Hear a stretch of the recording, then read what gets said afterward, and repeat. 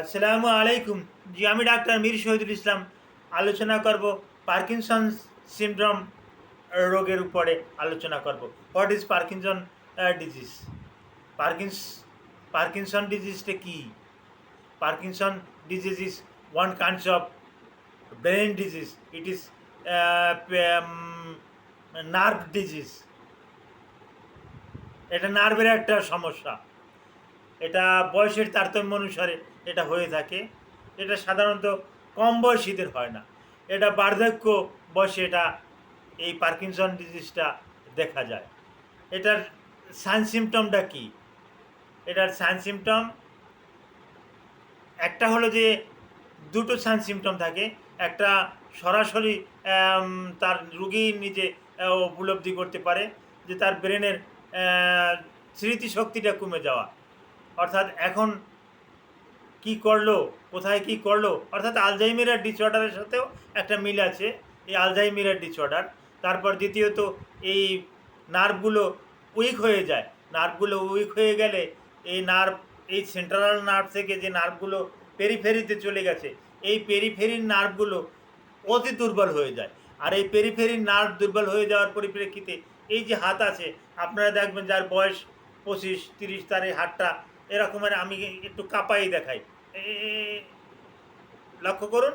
এই যে আমার হাতটা এখন কিভাবে রাখছি, তারপর এভাবে এই কাঁপাচ্ছি, এই ইচ্ছে করে কাঁপাচ্ছি, এই এই যে ইচ্ছে করে কাঁপাচ্ছি, এরকমের দোনো হাতে এইভাবে এইভাবে কাঁপে, কোনো কিছু ধরতে পারে না, খেতে পারে না। খেতে গেলেই সে ওই ধরবে একটা, এইভাবে কাঁপাইয়া সে আর একটা ধরে ফেলে, হাতে কোণে পড়ে যায়। হ্যাঁ, এই যে কাঁপানি ভাব, কাঁপাইয়ে পড়ে যায়, এটাকেই বলি আমরা পার্কিনসন ডিজিজ। এই যে পার্কিনসন ডিজিজটা, হ্যাঁ, এর একটা ভালো কিন্তু চিকিৎসা আছে। হ্যাঁ,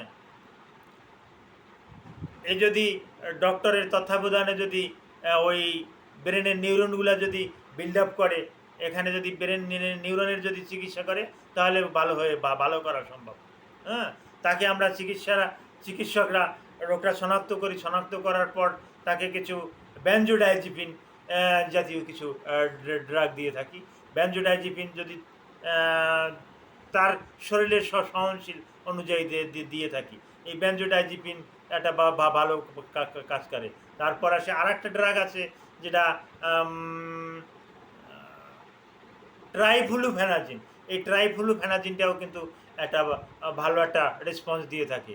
প্রোসাইক্লিডিন হাইড্রোক্লোরাইড, এই প্রোসাইক্লিডিন হাইড্রোক্লোরাইড কিন্তু সারা পৃথিবীতে এই পার্কিনসন ডিজিজের কিন্তু চমৎকার একটা ওষুধ।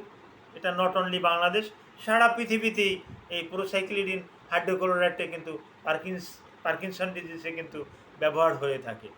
হ্যাঁ, তো এই পার্কিনসন ডিজিজটা হলে আপনি কাল বিলম্ব না করে আপনি একজন মেডিসিনের ডক্টর তথা নিউরো মেডিসিনের ডক্টর এদের কাছে গেলে ভালো একটা আশার বাণী পাবেন। তারা কিছু পরীক্ষা নিরীক্ষা করে আপনাকে যদি সঠিক ওষুধটা সঠিক সময় দেয়, তাহলে এই পার্কিনসন ডিজিজটা ভালো হয়ে যায়। ভয় পাওয়ার কোনো কারণ নেই। যে সকলকে ধন্যবাদ।